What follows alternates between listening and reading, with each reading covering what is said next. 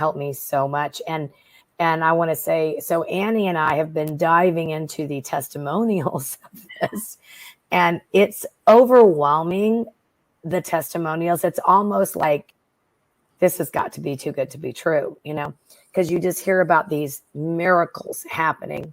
And we've got a web page that we'll send you guys to where you can link and to see certain things.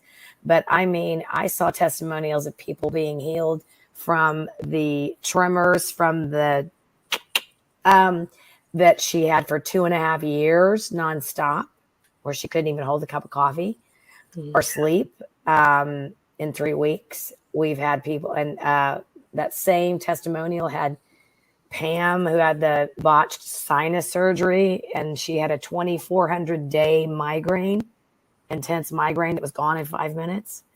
I mean, you know, and just like the guy, I forgot his name. He was such a sweet guy. He had some sort of aortic, I can't remember it. He was going in for surgery, and they were prepping him for surgery like weeks after he was diagnosed. And they were like, we can't find